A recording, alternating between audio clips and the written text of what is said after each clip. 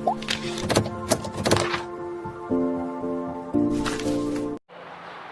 Two Aaradhya classes. મારું નામ છે વિપુલ દવે. આજે આપણે 15મા ચેપ્ટરને આગળથી એટલે કે જ્યાંથી અધૂરું છે ત્યાંથી ભણીશું. ગયા લેક્ચરમાં આપણે ભણ્યા હતા કે ભારતીય અર્થકરણનું માળખું શું છે, ભારતનું આર્થિક વૃદ્ધિ, ભારતની આર્થિક વિકાસ, આ બધું આપણે 15મા ચેપ્ટરમાં ભણી રહ્યા હતા.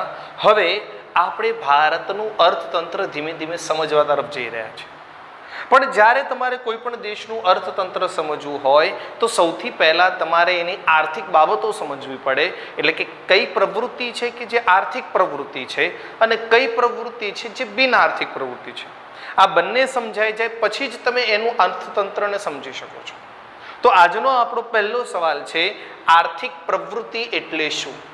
બોલે જે પ્રવૃત્તિ પાછળનો હેતુ નાણાં કમાવાનો હોય. ફરીથી કહું છું મિત્રો, જે પ્રવૃત્તિ પાછળનો હેતુ નાણાં કમાવાનો જ હોય એવી પ્રવૃત્તિને આર્થિક પ્રવૃત્તિ કહે છે.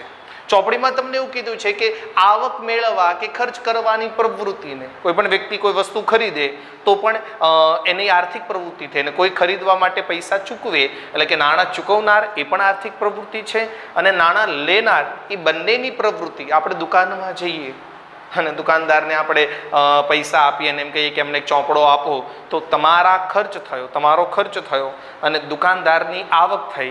આ બંને પ્રવૃત્તિને આર્થિક પ્રવૃત્તિ કહેવાય છે. તો એમાં દાખલા તરીકે ખેડૂત આવે, ઘણા કોઈ પણ પ્રકારનું કામ કરનાર કારીગરો આવે, વેપારીઓ આવે, શિક્ષકો આવે. ફરીથી કહું છું, નાણાં કે ખર્ચ કરવા એટલે કે આવક અને ખર્ચ કરવાની પ્રવૃત્તિને આર્થિક પ્રવૃત્તિ કહે છે. બીજી પ્રવૃત્તિ છે બિન આર્થિક પ્રવૃત્તિ. જે પ્રવૃત્તિમાં આવક મેળવવાનો કે ખર્ચ કરવાનો કોઈ પ્રવૃત્તિ ન હોય અથવા જે પ્રવૃત્તિ પાછળનો હેતુ પ્રત્યક્ષ બદલો મેળવવાનો ન હોય. ઘણા લોકો એમ કે અમે બિન આર્થિક પ્રવૃત્તિ કહીએ છીએ, અમે કોઈ પણ વસ્તુ ભણાવવાના પૈસા નથી લેતા. પહેલાંના જમાનામાં આપણા ત્યાં ઋષિ મુનિઓ કે બધા અથવા ગામડામાં જે આપણા દાદા પરદાદા ભણતા હતા તો એ લોકોની સ્કૂલમાં ફી નહોતી. એટલે દાદા શું કહેતા, અમને મફત ભણાવતા હતા. પણ હા, એને મફત કહી શકાય, એને બિન આર્થિક ન કહી શકે. કેમ? બોલો, એના બદલામાં ઘણીવાર આપણે એવું સાંભળતા હતા કે વિદ્યાર્થીઓ શિક્ષકો માટે ઓલા ઘરેથી શાકભાજી લઈ જાય, જેના ઘરમાં જે વધારે અનાજ ઉગતું હોય એ થોડું થોડું લઈ જાય. તો શિક્ષકો પ્રત્યક્ષ બદલો જો માગે તો એને બિન આર્થિક પ્રવૃત્તિ કહેવાતી નથી. કોઈ એમ કે હું તમને મફત ભણાવું છું પણ તમે એક કામ કરજો, મારી ગાડીના હપ્તા ચૂકવી દેજો, તો આને બિન આર્થિક પ્રવૃત્તિ ન કહેવાય. જેમાં કોઈ પણ પ્રકારનો પ્રત્યક્ષ બદલો માંગવામાં નથી આવતો, એ બધી પ્રવૃત્તિને બિન આર્થિક પ્રવૃત્તિ કહે છે. જેમ કે કોઈ માતા એના બાળકને ઉછેર કરે, કોઈ માતા એના બાળકને મોટા કરે, નાનપણથી મોટા, પછી શું એ આપણા માટે નાનપણમાં આપણે જ્યારે નાના હતા ત્યારે માતાએ જે ઉજાગરા કર્યા હોય, પિતાજી જે જાગ્યા હોય આપણા માટે, તો શું મોટા થયા પછી એમ કહે છે લાવ બેટા દર મહિને 10,000 આપવા જ પડશે, અમે તને નાનાથી મોટો કર્યો છે, તને ખવડાવ્યો, તારી સ્કૂલની ફીસ ભરી. જો આવું માતા પિતા આપણી પાસે માંગે તો આને બિન આર્થિક પ્રવૃત્તિ કહેવાતી નથી. કોઈ ખેડૂત, કોઈ માળી એના કોઈ શેઠને ત્યાં નોકરી કરવા જાય અને એના ગાર્ડનમાં ઘાસ કાપે તો એને આર્થિક પ્રવૃત્તિ કહેવાશે. કેમ? કારણ કે એ પ્રવૃત્તિના અંતે એને પૈસા મળે છે. પણ તમે તમારા ઘરના કુંડામાં ઓલું માટી થોડી નાખો, થોડું ખાતર નાખો, એક ફૂલ છાડનો છોડ વાવો, એને રોજ પાણી પીવડાવો અને આ જે તમે પ્રવૃત્તિ કરો છો તો એ પ્રવૃત્તિ 100% બિન આર્થિક પ્રવૃત્તિ છે. એટલે મિત્રો ખાસ યાદ રાખજો, માતા દ્વારા બાળકનો ઉછેર અને આપણે આપણા સમાજોમાં ગરીબોને, ભિખારીઓને જે પણ કંઈ મદદ કરીએ છીએ આ બધી પ્રવૃત્તિને બિન આર્થિક પ્રવૃત્તિ કહે છે. તો આર્થિક પ્રવૃત્તિ અને બિન આર્થિક પ્રવૃત્તિને આ રીતે સમજ્યા પછી હવે આપણે ભણીશું ભારતીય અર્થકરણનું માળખું. તો ભારતીય અર્થકરણનું માળખું 3 વિભાગમાં વહેંચવામાં આવ્યું છે. કોઈ પણ દેશનું માળખું અલગ અલગ વિભાગોમાં વહેંચવામાં આવ્યું છે. જ્યારે ભારતનું માળખું છે ને એ 3 વિભાગમાં વહેંચવામાં આવ્યું છે. મતલબ કે ભારતમાં ક્યાં આવક થાય છે અને કયા ક્ષેત્રમાં રોજગારી છે, આ જાણવા માટે 3 જ ક્ષેત્ર પર ભાર મૂકવામાં આવ્યો છે. એટલા માટે ભારતીય અર્થકરણનું માળખું 3 વિભાગમાં વહેંચવામાં આવ્યું છે. પ્રાથમિક ક્ષેત્ર, માધ્યમિક ક્ષેત્ર અને સેવા ક્ષેત્ર. એક છોકરો ઉતાવળમાં શું બોલ્યો તો ખબર? પ્રાથમિક. મેં કીધું પ્રાથમિક, માધ્યમિક, તો મને કહે સાહેબ ઉચ્ચતર માધ્યમિક. હા, ઉચ્ચતર યાદ રાખો, પણ એનું નામ છે સેવા ક્ષેત્ર. તો ફરીથી કહી દઉં, ભારતીય અર્થકરણનું માળખું 3 વિભાગમાં વહેંચવામાં આવ્યું છે: પ્રાથમિક ક્ષેત્ર, માધ્યમિક ક્ષેત્ર અને સેવા ક્ષેત્ર. દોસ્તો, તમારી પાસે ચોપડી હશે જ, એમ છતાંય હું ધ્યાનથી બોલું છું, સાંભળજો. પહેલું છે પ્રાથમિક ક્ષેત્ર, જે ક્ષેત્રમાં ખેતીને લગતી બાબતોનો સમાવેશ થાય. ફરીથી, જે ક્ષેત્રમાં ખેતીને લગતી બાબતોનો સમાવેશ થાય એને પ્રાથમિક ક્ષેત્ર કહે છે. પ્રાથમિક ક્ષેત્રમાં ખેતી, પશુપાલન, મરઘા બતકા ઉછેર કેન્દ્ર, મત્સ્ય ઉદ્યોગ, વનીકરણ અને કાચી ધાતુની ખોદકામ જેવી બાબતોનો સમાવેશ થાય છે. યાદ રાખજો મિત્રો, કદાચ તમને પૂછાય ભારતીય અર્થકરણનું માળખામાં પ્રાથમિક ક્ષેત્રમાં, તો તમારે લખવાનું કે પ્રાથમિક ક્ષેત્ર એટલે ખેતીને લગતી બાબતોનો સમાવેશ જેમાં થાય એને પ્રાથમિક ક્ષેત્ર કહે છે. ત્યારબાદ બીજું ક્ષેત્ર છે જેનું નામ છે માધ્યમિક ક્ષેત્ર, જે ક્ષેત્રમાં ટાંકણીથી માંડીને વિશાળકાય યંત્ર બનાવવાના ઉદ્યોગોનો સમાવેશ થાય. ફરીથી સાંભળજો, ચોપડીમાં નથી એટલા માટે ફરીથી સાંભળજો. જે ક્ષેત્રમાં ટાંકણીથી માંડીને વિશાળકાય યંત્ર બનાવવાના ઉદ્યોગોનો સમાવેશ થાય એને માધ્યમિક ક્ષેત્ર કહે છે. મતલબ કે બધા ઉદ્યોગો. પણ જો આના ઉદાહરણ યાદ રાખવા હોય ને, તો મેં એક નાનું બનાવ્યું હતું જેનું નામ હતું રરા કાકા કોલા. રરા કાકા કોલા, રંગ ઉદ્યોગ, રાસાયણ ઉદ્યોગ, એટલે કે રરા કાકા, કાપડ ઉદ્યોગ, કોલસો ઉદ્યોગ. રરા કાકા કોલા, કોલસો ઉદ્યોગ અને લોખંડ ઉદ્યોગ, રંગ ઉદ્યોગ, રાસાયણ ઉદ્યોગ, કાગળ ઉદ્યોગ, કાપડ ઉદ્યોગ, કોલસો ઉદ્યોગ અને લોખંડ ઉદ્યોગ. આ બધાનો સમાવેશ માધ્યમિક ક્ષેત્રમાં થાય છે. ઘણા લોકો એવી વ્યાખ્યા આપે છે કે જે ક્ષેત્રમાં ઉદ્યોગોનો સમાવેશ થાય, પણ આટલું નથી, ટાંકણીથી માંડીને વિશાળકાય યંત્ર બનાવવાના ઉદ્યોગો. અને ત્રીજું છે જેનું નામ છે સેવા ક્ષેત્ર. તો મિત્રો, સેવા ક્ષેત્ર એટલે નામ પરથી જ યાદ રાખે કે જેમાં સેવા હોય, પણ આની વ્યાખ્યા બહુ અલગ છે. મેં બહુ નાની કરીને બનાવી છે કે જે ક્ષેત્ર જાહેર જનતા માટે છે, જે ક્ષેત્ર જાહેર જનતા માટે હોય એને સેવા ક્ષેત્ર કહે છે. હવે આમાં ટોટલ 13 બાબતોનો સમાવેશ થાય છે: હવાઈ દરિયાઈ મુસાફરી, શિક્ષણ આરોગ્ય, પરિવહન વ્યાપાર સંચાર, ગેસ મનોરંજન, વીમા બેન્કિંગ વગેરે બાબતોનો સમાવેશ થાય છે. ફરીથી કહી દઉં, જે ક્ષેત્ર જાહેર જનતા માટે હોય એને સેવા ક્ષેત્ર કહે છે. સેવા ક્ષેત્રમાં પરિવહન વ્યાપાર સંચાર, હવાઈ દરિયાઈ મુસાફરી, શિક્ષણ આરોગ્ય, પ્રવાસ મનોરંજન, ગેસ વીજળી, વીમા બેન્કિંગ જેવી બાબતોનો સમાવેશ થાય છે. અને આ ત્રણે ત્રણની અંદર ભારતના તમામ લોકોના વ્યવસાય, તમામ લોકોના વ્યાપારનો સમાવેશ થઈ જાય છે. એટલા જ માટે ભારતનું અર્થકરણ આ 3 બાબતો પર ભરેલું છે. અને આ 3માં જ ભારતના 100% લોકો રોજગારી કરે છે. અને આ 3માંથી જ ભારત દેશની આવક પ્રાપ્ત થાય છે. હવે આ આવકોનો ક્યાં ઉપયોગ થાય છે, આ આવક કેવી રીતે મળે છે, અને આ આવક એટલે ટૂંકમાં જો તમારે ભારતનું અર્થકરણ જોવું હોય તો ભારતનું અર્થકરણ આ રીતે 3 વિભાગમાં વહેંચ્યું છે: પ્રાથમિક ક્ષેત્ર, માધ્યમિક ક્ષેત્ર અને સેવા ક્ષેત્ર. આપણો નેક્સ્ટ સવાલ છે ઉત્પાદનના સાધનો. મિત્રો, કોઈ પણ વસ્તુનું ઉત્પાદન કરવું હોય તો એ ઉત્પાદન માટે આપણે જોઈતા સાધનો, તો એ સાધનો 4 પ્રકારના છે: જમીન, મૂડી, શ્રમ અને નિયોજન. આ 4 વસ્તુ દ્વારા જ વસ્તુનું નિર્માણ થઈ શકે છે. અથવા કોઈ પણ વસ્તુ બનાવવા માટે આ 4માંથી કોઈ 2-3 બાબતો અતિ આવશ્યક છે. આમ તો કહી તો 4 અતિ આવશ્યક છે, ત્યારે જ આ 4 વસ્તુનું નિર્માણ થઈ શકે છે.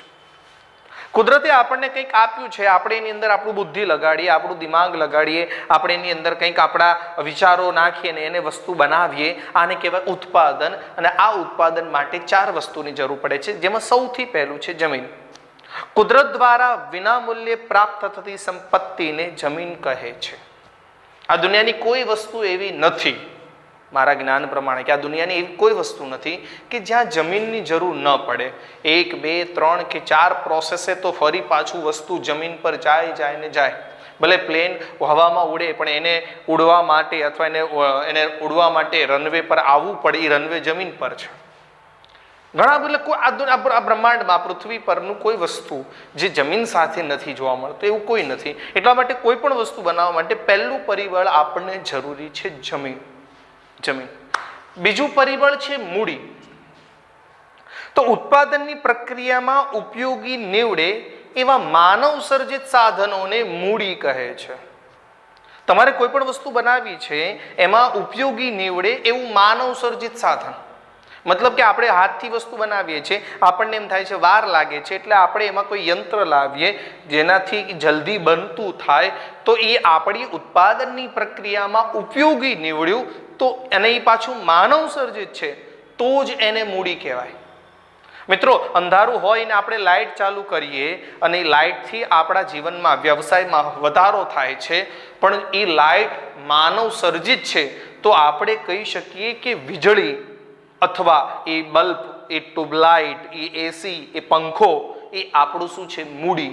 પણ આપણે સૂર્યપ્રકાશમાં એટલે કે બહાર ખુલ્લામાં કામ કરતા હોઈએ તો આપણે એવું ન કહી શકાય કે સૂર્યપ્રકાશ અમારી મૂડી છે. કારણ કે મૂડી માટે નિયમ એ છે કે માનવ સર્જિત હોવું જોઈએ. આપણી પ્રક્રિયામાં વધારે પણ સમજો તમારે એક જગ્યાએથી બીજી જગ્યાએ જવું છે અને તમે કોઈ ગાડી પર બેસીને જાઓ છો તો તમે ઉત્પાદનની પ્રક્રિયામાં મહત્વનું થયું વધ્યું, હા, તો તમે એના સ્પીડમાં પહોંચી ગયા, હા, તો ગાડી કુદરતી છે કે માનવ સર્જિત? માનવ સર્જિત. તો તમે ગાડીને શું કહી શકશો? તમારી મૂડી કહી શકશો. તો ફરીથી કહી દઉં છું, ઉત્પાદનની પ્રક્રિયામાં ઉપયોગી નીવડે એવા માનવ સર્જિત સાધનોને મૂડી કહે છે. ત્યારબાદ ત્રીજું છે શ્રમ. ભૌતિક વળતરના હેતુથી કરવામાં આવતું શારીરિક કે માનસિક બંને પ્રકારના કાર્યોને શ્રમ કહે છે. મિત્રો, વિડીયોમાં તમને એવું લાગ્યું કે આ સાહેબ શું બોલ્યા, શારીરિક અહીંયા અને માનસિક, આ એક અલગ રીત છે યાદ રાખવા માટેની. તમે બધાને એવું લાગશે ના ના, પણ ના, હું આને શારીરિક કહું છું અને આને માનસિક કહી રહ્યો છું, અલ્ટરનેટ છે. ફરીથી કહું છું, એટલે ભૌતિક વળતરના હેતુથી કરવામાં આવતું શારીરિક કે માનસિક કે બંને પ્રકારનું કાર્ય, જે કાર્ય તમે કરી રહ્યા છો એમાં ઘણીવાર તમે શારીરિક કામ કરો છો ભૌતિક વળતર માટે. સમજો કે કોઈ મજૂર રોડ પર ખાડો ખોદે છે તો એ માનસિક કામ કરે કે શારીરિક? શારીરિક. એ ખાડો ખોદતા પહેલા એમ ન વિચારે કે આમ ઊભું રહેવું જોઈએ, આ રીતે. આપણે કોઈ વૈજ્ઞાનિક, આપણે નાના હતા ને ત્યારે પ્રયોગશાળા વિજ્ઞાનમાં પ્રયોગ પોથી આવતી, તો એ પ્રયોગ પોથીમાં શું, સૌ પ્રથમ કસનળીને હાથમાં લો, આમ કેવું આમ બેઝિક આમ પદ્ધતિસર શીખવાડે. હવે ખાડો ખોદતી વખતે જો આપણે આવી પદ્ધતિથી કામ કરીએ તો લોકો આપણને ગાળા કાઢે કે સૌ પ્રથમ સીધા ઉભા રહો, ત્યારબાદ કોદાળી હાથમાં પકડો, એક પગ એટલો એંગલ આંગળ, કેવું લાગે ને, વિચિત્ર લાગે. એટલે ખેડૂત જે ખાડો ખોદનાર મજૂર છે ને એ માત્ર શારીરિકનો ઉપયોગ જ કરે. એ એમ જ કે કેટલા જોરથી તાકાત લગાવીને ખાડો ખોદ નાખો. એ માનસિકનો ઉપયોગ ઓછો કરે. અચ્છા, અમુક કામ એવા હોય કે જેમાં માનસિક જ કરવું પડે, એમાં શરીરનો ઓછો ઉપયોગ થાય, માનસિક વધારે થાય. જેમ કે કોઈ માણસ બેઠો છે ઓફિસમાં, કોમ્પ્યુટરમાં કામ કરે છે, તો એમાં એક બહુ ચાલ્યો નથી, બહુ કંઈ નહીં, પણ એમ છતાંય એ બધું કામ માનસિક કરે છે. ડૉક્ટર સાહેબ હોય એ ઓપરેશન થિયેટરમાંથી બહાર આવીને એમ કે બહુ ભયંકર ઓપરેશન હતું. ઓપરેશન અઘરું હતું પણ એમાં એણે શારીરિક કામ નથી કર્યું. કયું કામ કર્યું છે? માનસિક.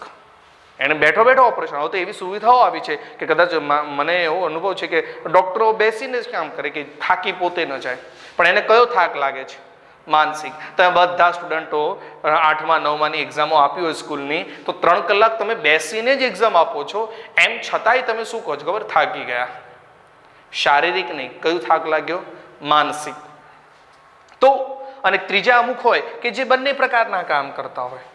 ખેડૂતો હોય કે શરીરથી કામ કરવું પડે ને પાછું મન વિચારીને કામ કરવું પડે, કેટલી દવા છાંટવી. તો જ્યાં ભૌતિક વળતર માટે શારીરિક, માનસિક કે બંને પ્રકારના કાર્ય કરતા હોય એવા જ લોકોને શ્રમ કહેવામાં આવે છે. તમે બધા તમારા ઘરે જે કામ કરો છો એને શ્રમ ન કહેવાય. આપણે ત્યાં શ્રમ અને મહેનતને એક કીધું છે, પણ શ્રમનો સાચો મતલબ છે કે જેના બદલામાં તમને ભૌતિક વળતર એટલે કે વિટામિન એમ મળતું હોય, મિત્રો એમ એટલે મની, જેના વળતરમાં તમને શું મળતું હોય?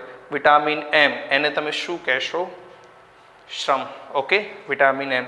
તો જે મહેનતના અંતે, જે પરિશ્રમના અંતે, જે શ્રમના અંતે અથવા જે પણ ભૌતિક વળતર માટે તમે કામ કરો છો એ બધું શું છે? શ્રમ છે. અને ચોથું છે નિયોજન. હવે આની વ્યાખ્યા છે ને મેં થોડી અલગ બનાવી છે. હું આને શું કહું? જો ફરીથી ધ્યાન સમજો, ઉત્પાદનના કેટલા સાધનો છે? 4. 1, 2, 3 અને 4. જમીન, મૂડી, શ્રમ અને નિયોજન. હવે હું વ્યાખ્યા કેવી રીતે બોલું છું ધ્યાનથી સાંભળજો કે ઉત્પાદનના 4 સાધનો છે. ઓકે, ફરીથી વ્યાખ્યા બોલું છું. એકડો, બગડો અને તગડાની યોગ્ય વ્યવસ્થાને ચોગડો કહે છે. વ્યાખ્યા પૂરી. ખબર નહીં પડી? ફરીથી સાંભળો. જમીન, મૂડી અને શ્રમની યોગ્ય વ્યવસ્થાને નિયોજન કહે છે અને નિયોજન કરનારને નિયોજક કહે છે. જે રીતે આયોજન કરનારને શું કહેવાય? આયોજક. સંચાલન કરનારને સંચાલક કહે છે. બસ એવી જ રીતે નિયોજન કરનારને નિયોજક કહે છે. આ નિયોજન કરનાર શું કરે છે? બોલે જમીન, મૂડી અને શ્રમને યોગ્ય વ્યવસ્થા કરે છે. કેવા પ્રકારની જમીન ખરીદે છે, ત્યાં કયું કામ કરવું, કઈ રીતે ઉત્પાદન કરવું, કોને કેટલો પગાર આપવો, આ બધું કામ નિયોજન કરનાર કરે છે. અને એ નિયોજન જ આનો નફા તરીકે કામ કરે છે. ઘણીવાર ઉનાળાની સિઝન આવે તો અમૂલ આઈસ્ક્રીમ વાળા શું કરે? બોલે ઉત્પાદન વધારી દે, એ નિયોજન. અને શિયાળો આવતા આવતા ઘટાડી દે. એ બધું નિર્ણય નિયોજન એટલે કે જે મેનેજરો હોય, જે સંસ્થાના માલિકો હોય, એ બધા કરે છે. એ યોગ્ય બસ જમીનમાં એટલે કે કોઈ દુકાન લે, દુકાનનો યોગ્ય યંત્રો નાખે, એમાં માણસો રાખે, એની પાસેથી કામ કરાવે અને બધું ફાયદો એ લોકોને નફો જે મળે છે એ બધું નિયોજન ચૂકવે છે. તો ફરીથી કહી દઉં છું, આ રીતે કોઈ પણ વસ્તુનું ઉત્પાદનમાં 4 પરિબળોની જરૂર પડે છે: જમીન, મૂડી, શ્રમ અને નિયોજન.